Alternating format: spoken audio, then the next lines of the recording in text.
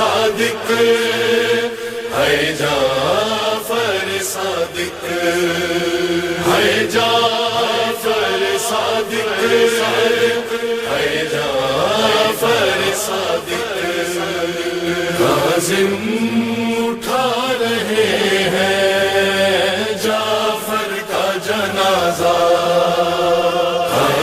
السلام علیکم ناظرین. سب سے پہلے چھٹے امام جعفر صادق علیہ السلام کی شہادت کے موقع پر ہم اور ہماری ٹیم تمام اہل عزا کو تعزیت پیش کرتی ہے اور تمام اہل عزا کی جانب سے اور اپنی طرف سے وقت کے امام کی خدمت میں ہم پرسہ اور تعزیت پیش کرتے ہیں. جیسا کہ ہم کچھ سوالات لے کر پھر حاضر ہوئے ہیں آپ کی خدمت میں، لیکن ایک نایاب اور خوبصورت سے اس وقت قصبے میں ہم لوگ آ چکے ہیں جو کہ شیراز ہند کا بے نیاز خطہ ہے، بلکہ یوں کہوں کہ یہ علم کا سمندر ہے اور شاعروں سے سجی ہوئی یہ بستی جہاں سے ہندوستان کی مشہور و معروف قدیم ترین پہلی جلوسیں ہماری برآمد ہوئی.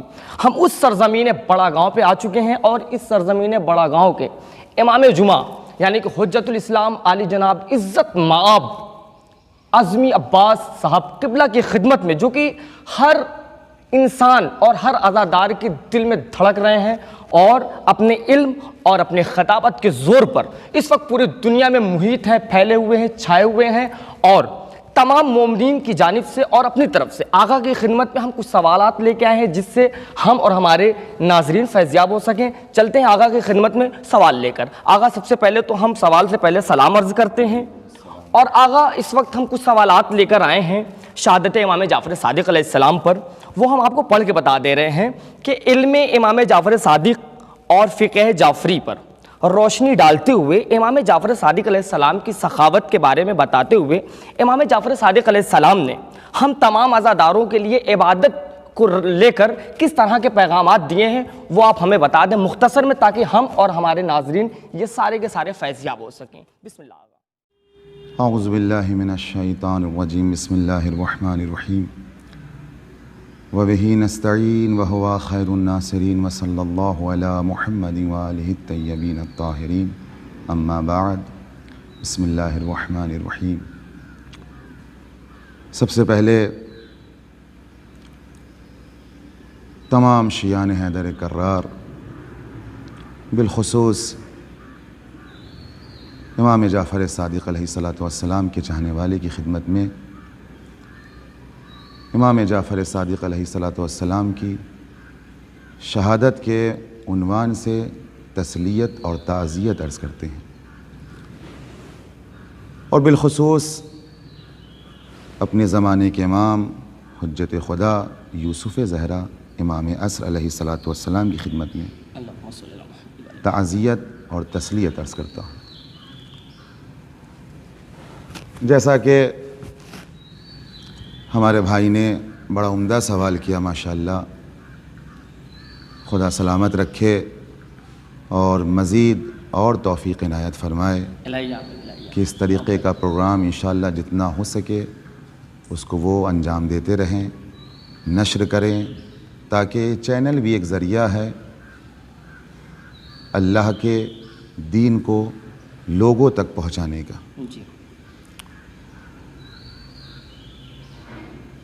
سوال کے کئی رخ ہیں. سب سے پہلا رخ جو آپ نے سوال کیا علم امام جعفر صادق اور فقہ جعفریہ کے حوالے سے، تو میں آپ کی خدمت میں عرض کروں کہ فقہ جعفریہ کوئی نئی فقہ نہیں ہے. بے شک.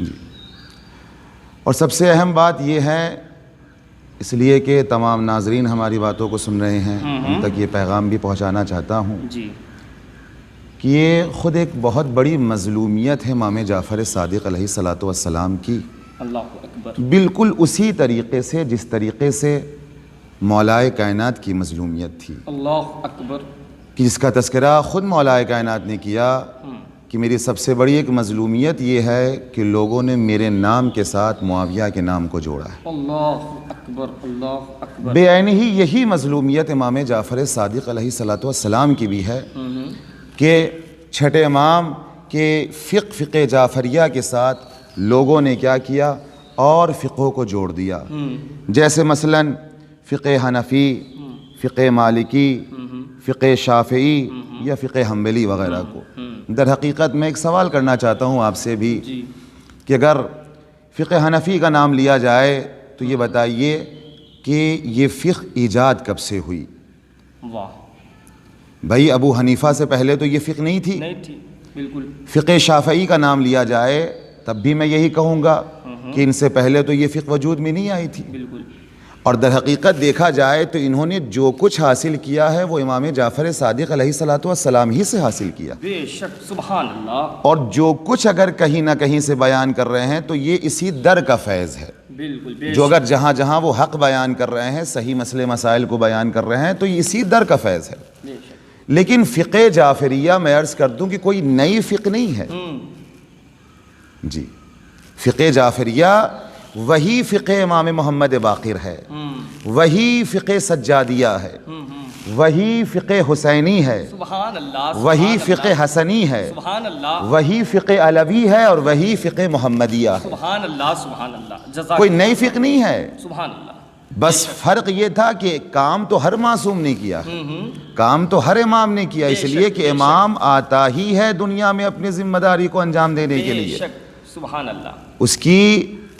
اس کا مقصد ہی یہی ہوتا ہے کہ وہ آخر حیات تک، زندگی کے آخری موڑ تک وہ انسانوں کی ہدایت کرے، اس کا کام ہی یہ ہے۔ لیکن چونکہ فقہ جعفریہ یہ فقہ جو منسوب ہوئی ہے وہ چھٹے امام سے، وہ اس لیے منسوب ہو گئی کہ امام کو بہترین موقع ملا۔ سبحان اللہ، سبحان اللہ جی، ایک ایسا ماحول ملا کہ جہاں امام مکمل طریقے سے آمادہ تھے کہ وہ فقہ محمدی کو، علوم محمدیہ کو وہ آگے بڑھا سکے۔ جہاں دو حکومت آپس میں اختلاف اور آپس میں ان کا جھگڑا تھا، اور لوگوں کی توجہات جو ہے وہ امام کی طرف بہت کم ہو گئی تھی، امام نے کیا کیا؟ بہترین موقع اس کو شمار کیا، اور اس موقع کو محسوس کرتے ہوئے امام نے پھر اس علوم کو اس طریقے سے نشر و نما کیا ہے کہ آپ سوچئے کہ 4000 شاگرد امام جعفر صادق علیہ السلام کے اس دور میں موجود 4000۔ اللہ اکبر، اللہ اکبر۔ اور یہ صرف شاگرد جو ہیں۔ اچھا، میں ایک سوال آپ سے اور کرتا ہوں، یہ جو فقہ جعفریہ کے مد مقابل میں لائی جاتی ہے، جن کو امام کہا جاتا ہے، امام ابو حنیفہ، امام شافعی، ٹھیک ہے دنیا کے بنائے ہوئے امام ہم مانتے ہیں، تسلیم کرتے ہیں، مگر دنیا کا بنایا ہوا امام ایک ہی میدان میں امام ہو سکتا ہے، کسی اور میدان میں امام نہیں ہو سکتا۔ سبحان اللہ، سبحان اللہ، بے شک، بے شک۔ فقہ مشہور ہے تو فقہ ہی کے حوالے سے اسی میدان میں آگے نظر آئیں گے، لیکن ابو حنیفہ، امام ابو حنیفہ جو ہے وہ کسی اور میدان میں آگے نظر نہیں آئیں گے۔ لیکن یہ علوم امام جعفر صادق علیہ السلام کا اثر دیکھیں کہ امام نے جو 4000 شاگردوں کو آمادہ کیا ہے، وہ صرف فقہ کے حوالے سے نہیں، ان میں وہ ہیں جو مناظرہ بھی کر رہے ہیں، سبحان اللہ، ان میں وہ ہیں جو مفسرین قرآن بھی ہیں، اللہ اکبر، ان میں وہ ہیں جو سائنس کا علم بھی رکھتے ہیں، جزاک اللہ، ان میں وہ ہیں جو ریاضی علوم کو بھی جانتے ہیں۔ سبحان اللہ۔ تو چونکہ بہرحال جب اللہ کا بنایا ہوا امام اس دنیا میں آتا ہے اور منصوص من اللہ ہوتا ہے جو امام، یقیناً امام منصوص من اللہ ہوتا ہے، اس لیے کہ اللہ کی طرف سے بھیجا ہی جاتا ہے وہ انسانوں کی ہدایت کے لیے۔ بے شک، بے شک۔ تو وہ جب کسی چیز کو عام کرتا ہے یا کسی علم کا درس دیتا ہے تو پھر انسان اس کی انتہا تک نہیں پہنچ سکتا ہے۔ واہ، بے شک۔ لہٰذا، اور پھر میں ایک بات اور کہوں گا علوم امام جعفر صادق علیہ السلام کے حوالے سے، یا خود امام کے علم کو ملاحظہ فرمائیں کہ اس کم مدت میں امام نے اس طریقے سے علوم دینیہ کو نشر کیا ہے، علوم محمدیہ کو پھیلایا ہے دنیا تک، کونے کونے تک، کہ آج بھی اگر کہیں حوزہ علمیہ قائم ہے تو وہ امام جعفر صادق علیہ السلام کی دین۔ سبحان اللہ، اللہ اکبر، سبحان اللہ، سبحان اللہ۔ آپ اصول دین میں کوئی موضوع اٹھا لیجئے، اصول دین کتنے ہیں؟ 5 ہیں۔ 5، سبحان اللہ۔ توحید ہو، عدل ہو، نبوت ہو، امامت ہو، قیامت ہو، یا فروع دین کا کوئی موضوع لے لیجئے آپ، نماز سے گفتگو ہو رہی ہے، نماز ہے، روزہ ہے، حج ہے، زکوٰۃ ہے، خمس ہے، امر بالمعروف ہے، نہی عن المنکر ہے، تولی ہے، تبرہ ہے، یا اخلاقیات کا آپ کچھ موضوع اٹھا لیجئے، توجہ کیجئے گا جو میں کہنے جا رہا ہوں، یعنی اسی سے علم امام جعفر صادق علیہ الصلوۃ والسلام کو ملاحظہ فرمائیں آپ۔ اخلاقیات کا کوئی موضوع لے لیں آپ، مثلا جھوٹ کے حوالے سے، تہمت کے حوالے سے، غیبت کے حوالے سے، یا صلہ رحمی کے حوالے سے، تاریخ کے حوالے سے آپ کوئی موضوع اٹھا لیجئے، یا خود زیارت امام حسین علیہ الصلوۃ والسلام کے حوالے سے کوئی موضوع اٹھائیے، یعنی الغرض یہ کہ عرش سے لے کے فرش تک، مشرق سے لے کے مغرب تک کوئی ایسا موضوع ہے ہی نہیں کہ آپ اس موضوع کو اٹھائیں اور اس میں قال الصادق کی حدیث نہ ملے۔ اللہ اکبر، اللہ اکبر، آپ سوچیں، سبحان اللہ، سبحان کوئی ایسا موضوع نہیں ہے کہ جہاں آپ کو قال الصادق کی حدیث نہ ملے، اللہ اکبر، چاہے وہ اخلاقیات کا موضوع ہو، کروڑوں سلام، اللہ اکبر، یا مثال کے طور پر جو ہے وہ اصول دین کی گفتگو ہو، فروع دین کا مسئلہ ہو، زیارت کے حوالے سے گفتگو، ہر گفتگو میں، ہر کلام میں، ہر بحث میں آپ کو ہر موضوع میں قال الصادق آپ کو نظر آئے گا۔ نہیں، اب اسی سوچے کہ امام نے کس طریقے سے علوم کو نشر و نما کیا ہے، کس طریقے سے پھیلایا ہے۔ اللہ اکبر۔ اور آپ کا اسی سوال کا جو دوسرا رخ تھا آپ کا، وہ ہے سخاوت امام جعفر صادق علیہ الصلوۃ والسلام۔ یہ پہلو بھی بہت اہم پہلو ہے، اور یوں تو اگر کہا جائے تو بالکل صحیح ہے کہ ہمارا ہر امام سخی ہے، سخی ابن سخی، کریم ابن کریم، جی، لیکن روایات بتاتی ہے کہ چھٹے امام کی سخاوت کا عالم یہ تھا کہ آپ مہمان نوازی کا بہت زیادہ شوق رکھتے تھے۔ اللہ اکبر، سبحان اللہ۔ مہمان نوازی کا بہت زیادہ شوق رکھتے تھے، اور مہمانوں کی خاطر و مدارات اس قدر فرماتے تھے کہ لوگ حیرت میں آ جاتے تھے۔ سبحان اللہ، سبحان سوچیں اللہ، جی، اور امام کا دسترخوان کبھی مسکینوں اور مسافروں سے خالی نہیں رہتا تھا۔ اللہ اکبر، سوچیے، سبحان اللہ، یعنی حالت یہ تھی۔ اور سب سے بڑی چیز یہ ہے کہ جناب ابراہیم خلیل اللہ، خلیل خدا علیہ الصلاۃ والسلام کی طرح آپ بغیر مہمان کے کھانا تناول نہیں فرماتے۔ اللہ اکبر، سبحان اللہ، سبحان یعنی اللہ۔ امام کو اس کا انتظار رہتا تھا کوئی مہمان آ جائے تو تب ہم میں اس کھانا کے نوش ساتھ فرمائیں۔ کھانا کھاؤں۔ سبحان اللہ، سبحان اللہ۔ اور ایک جملہ کہہ رہا ہوں، اس جملے سے امام کی سخاوت کا اندازہ لگائیے گا۔ امام کے جملے ہیں کہ امام فرمایا کرتے تھے کہ ایک لقمہ برادر مومن کے ساتھ جو کھایا جا رہا ہے، میرے نزدیک یعنی جعفر صادق کے نزدیک یہ ایک لقمہ ایک غلام آزاد کرنے سے کہیں بہتر ہے۔ اللہ اکبر، اللہ اکبر، آپ سوچیں، یعنی ایک لقمہ، یعنی یہ صلہ رحمی دیکھیں آپ، سبحان اللہ، صلہ رحمی، یہ سخاوت دیکھیں کہ ایک لقمہ اگر کوئی انسان کسی برادر مومن کے ساتھ تناول کر رہا ہے، کھا رہا ہے، تو امام فرماتے میرے نزدیک یہ ایک لقمہ ایک غلام آزاد کرنے سے بہتر ہے۔ اللہ اکبر۔ ابو حمزہ صومالی کا نام بھی آپ نے سنا ہوگا، اور وہ فرماتے ہیں، وہ بیان کرتے ہیں کہ ایک مرتبہ ہم امام کے دسترخوان پر کھانا نوش فرما رہے تھے، طرح طرح کی غذائیں اور لذیذ غذائیں جو ہیں وہ کیا تھی، دسترخوان پر مہیا تھیں۔ فرماتے ہیں کہ اچھے خورمے، شیرین طریقے، یعنی جسے کہا جائے اپنی زبان میں ہائی کوالٹی کے خورمے اس دسترخوان پر موجود تھے۔ اور ایک انسان بھی تھا، البتہ اگر یہ کہا جائے تو شاید برا نہ ہو کہ کم ظرف حضرات آپ کو ہر جگہ نظر آ جائیں گے، جی، جس کو معرفت نہ ہو امام کی وہ یقیناً ایسی گفتگو کرتا ہے امام کے سامنے، لیکن امام نے کتنا خوبصورت میسج دیا۔ جب اس نے ان غذاؤں کو دیکھا، دسترخوان پر مختلف غذاؤں کو دیکھا، لذیذ غذاؤں کو دیکھا، تو اس نے کہا کہ روز قیامت ان غذاؤں کا سوال کیا جائے گا، خدا سوال کرے گا۔ تو امام نے بڑا خوبصورت جملہ کہا، امام نے اس سے فرمایا کہ خدا کی ذات اس سے کہیں بزرگ تر ہے، جی، کہ جو طعام جو کھانا تمہارے حلق کے نیچے اترے خدا اس کا سوال تم سے نہیں کرے گا. یعنی اس کی ذات اس سے کہیں بزرگ ہے کہ انسان کسی غذا کسی لقمے کو اپنے حلق کے نیچے اتارے اور خدا اس کے بارے میں اس سے سوال کرے. پھر اس نے کہا پھر خدا نے خود ہی تو قرآن میں فرمایا ہے سورہ تکاثر کہ اس نے ایک آیت پڑھی, آخری آیت نمبر 8 کو اس نے پڑھا کہ جس میں ارشاد رب العزت ہو رہا ہے بسم اللہ الرحمن الرحیم ثم لا تسألن یومئذ عن النعیم, کہ پھر تم سے اس دن نعمت کے بارے میں سوال کیا جائے گا.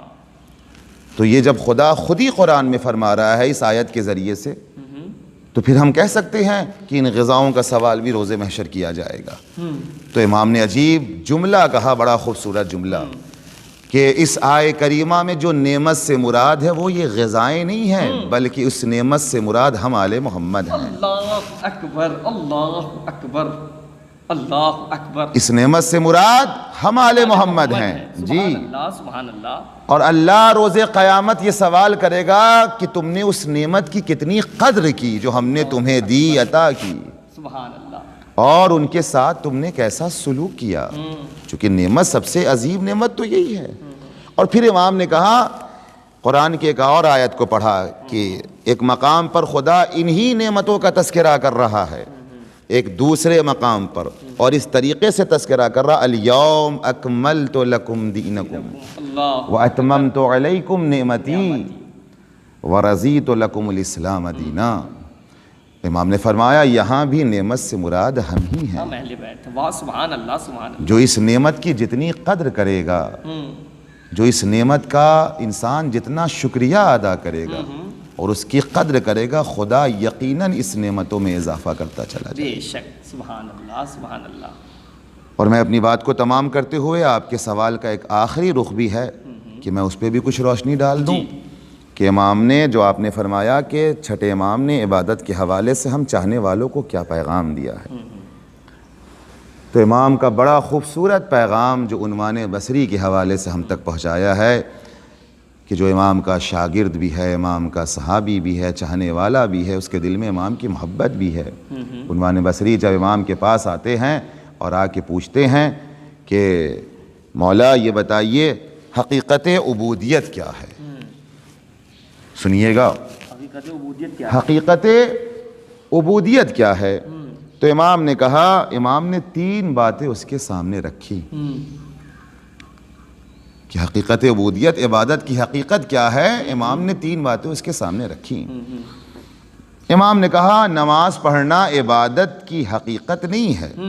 توجہ کیجئے گا, نماز پڑھنا عبادت کی حقیقت نہیں ہے. ہر عبادت, ہاں نماز عبادت کا جز ہے لیکن حقیقت عبادت نہیں ہے.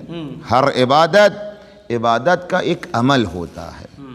ہر عبادت عبادت کا ایک عمل ہوتا ہے جسے کرنا انسان کے لیے واجب ہے, اس لیے کہ خدا نے طلب کیا ہے, مولا نے ہم سے طلب کیا ہے. جی. لیکن امام فرماتے ہیں لیکن عبادت کی حقیقت کیا ہے. امام اس حوالے سے 3 باتیں امام نے بیان کی ہے. 3 باتوں کو امام نے فرمایا ہے. اے عنوان بصری, عبادت کی پہلی حقیقت یہ ہے. قسم خدا کی کیا جواب دیا امام نے. عبادت کی پہلی حقیقت یہ ہے کہ جو اللہ نے تجھے عطا کیا ہے اسے اپنا نہ سمجھ. اللہ اکبر, سبحان اللہ. یعنی یہ تصور بھی بہت سے ذہنوں میں, یقین جانیے اس طریقے کا تصور کبھی نہیں آتا ہوگا کہ حقیقت عبادت یہ ہے جو امام فرما رہے ہیں. بے شک. جی. کہ پہلی حقیقت یہ ہے عبادت کی کہ جو کچھ خدا نے تجھے عطا کیا اسے کبھی اپنا نہ سمجھ. اور پھر امام نے ایک جملہ بھی کہا کہ غلام کے پاس جو کچھ ہوتا ہے وہ غلام کا اپنا نہیں ہوتا, آقا کا ہوتا ہے. آقا کا ہوتا. اللہ اکبر, سبحان اللہ, سبحان اللہ. جو کریں آپ. جی. جو کچھ ہوتا ہے وہ غلام کا نہیں ہوتا, اپنا نہیں ہوتا, آقا کا ہوتا ہے. اب اگر نماز پڑھنے کے بعد انسان اس حقیقت تک پہنچ رہا ہے تب تو حقیقت عبادت تک پہنچ رہا ہے, ورنہ صرف ظاہر کو انجام دے رہا ہے. بے شک, بے شک. انسان اگر نماز پڑھنے کے بعد عبادت کی پہلی حقیقت کو درک کرے کہ اللہ نے جو کچھ ہمیں دیا وہ ہمارا اپنا نہیں ہے, ہم اس کے مالک نہیں، مالک پروردگار ہے۔ اور امام نے کہا عبادت کی دوسری حقیقت یہ ہے کہ اللہ کی تدبیر کے مقابلے میں اپنی تدبیر نہ کرو۔ جی بہت کبھی کبھی ایسا ہوتا، آپ دیکھتے ہوں گے کہ انسان اتنے بڑے بڑے منصوبوں کو آمادہ کرتا ہے، منصوبہ جو ہے وہ بناتا ہے، آمادہ کرتا ہے، اور بڑے بڑے منصوبے بنائے جاتے ہیں، اور ان منصوبوں میں عقیدہ توحید کہیں نظر نہیں آتا ہے۔ انسان اس کی تدبیر کو اپنی تدبیروں کے سامنے بھول جاتا ہے۔ بے شک۔ جبکہ امام کیا کہہ رہے ہیں؟ امام نے کہا اللہ کی تدبیر کے مقابلے میں اپنی تدبیر نہ کرو۔ جی اس لیے کہ جب تم اپنی تدبیر لاؤ گے تو تم عقیدہ توحید کا وجود کھو دو گے، تم اللہ کو بھول جاؤ گے۔ اور پھر امام نے فرمایا، اور پھر ایک عجیب جملہ اس کے ذیل میں فرمایا کہ اگر کوئی اللہ کی تدبیر پر راضی ہو جائے تو اس کے لیے پھر دنیا کے مسائل آسان ہو جائیں گے۔ صرف انسان یہ سوچ لے کہ اللہ یہ چاہتا ہے اس وقت ہم سے، اس کی تدبیر یہ ہے کہ وہ مثال کے طور پر اس وقت وہ مجھے بے اولاد دیکھے، تو پھر میری زبان پہ کبھی اولاد کا شکوہ آنا ہی نہیں چاہیے۔ سبحان اللہ۔ اگر انسان یہ سوچ لے کہ اس کی تدبیر یہ ہے، اس کی مشیت، اس کا ارادہ یہ ہے کہ اس وقت ہم فقیر رہے، تو پھر انسان کے لبوں پہ کبھی دولت کا گلہ اور شکوہ نہیں آئے گا، اس لیے کہ وہ اس کی تدبیر کو مقدم کرے گا، اپنی تدبیر کو نہیں۔ اور عبادت کی تیسری حقیقت جو عنوان بصری سے فرمایا ہے امام نے، وہ کیا ہے؟ امام نے فرمایا کہ خدا کے بندے کی مصروفیات وہاں ہوتی ہے جہاں خدا نے اسے حکم دیا ہے۔ یہ سب سے اہم چیز ہے، یعنی عجیب چیز امام نے فرمایا، تیسری چیز جو حقیقت عبادت کا جز ہے، کہ یہ دیکھو کہ انسان کی مصروفیات وہاں ہے جہاں خدا کا حکم ہے، اور اگر وہ وہاں بزی نہیں ہے کہ جہاں خدا نے کہا ہے، وہ کہیں اور اپنے آپ کو مصروف رکھے ہے، تو سمجھ لو کہ وہ حقیقت عبادت تک نہیں پہنچ پا رہا ہے۔ اللہ اکبر۔ بے شک۔ اب میں اس آخری جز کے حوالے سے اپنے ناظرین کو بھی ایک میسج دینا چاہتا ہوں، بالکل، بسم اللہ۔ میں خود اپنے لیے بھی ایک پیغام پہنچانا چاہتا ہوں، اور آپ کے لیے بھی، تمامی حضرات کے لیے، کہ امام نے کیا فرمایا؟ عبادت اور ہے، عبادت کی حقیقت اور ہے۔ بے شک۔ اور امام نے 3 جز اس کا بتایا ہے، 3 رکن بتایا ہے۔ تیسرا رکن کیا؟ بہت اہم ہے۔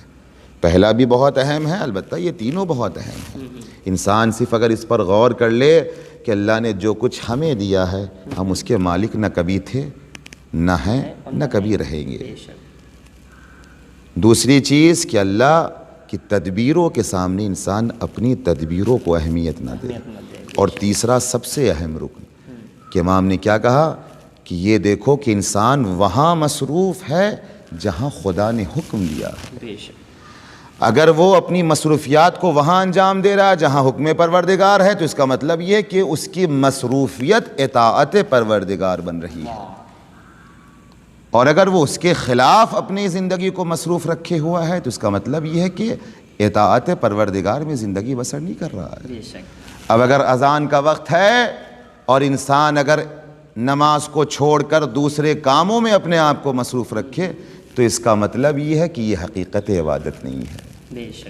خدا کا حکم اس وقت یہ ہے کہ تم سارے کاموں کو چھوڑ کر ہم تمہیں پکار رہے ہیں، دعوت دے رہے ہیں، آؤ مصلی عبادت بچھا کر ہماری عبادت کو انجام دو۔ تو اسی طریقے سے جتنی بھی انسان کی مصروفیات ہے، اگر وہ یہ انسان دیکھے کہ خدا کے حکم پر انجام دی جا رہی ہے، تب تو وہ عبادت کی حقیقت ہے، ورنہ پھر عبادت کی حقیقت نہیں ہے۔ امام نے فرمایا اپنی مصروفیات کو خدا کے حکم کے مطابق جو ہے وہ کرو، تو پھر تم دیکھو گے تمہاری زندگیاں بدل جائیں گی۔ بے شک، بے شک، بے شک۔ تمہارے اندر معنویات، تمہاری معنوی زندگی، تمہاری روحانی زندگی، ان میں بھی ترقی ہوگی۔ بے شک۔ لہٰذا آئیے انہی جملوں کے زیر سایہ پروردگار سے یہ دعا ہے کہ پروردگارہ ہم سب کو امام جعفر صادق علیہ السلام کی معرفت عطا فرما۔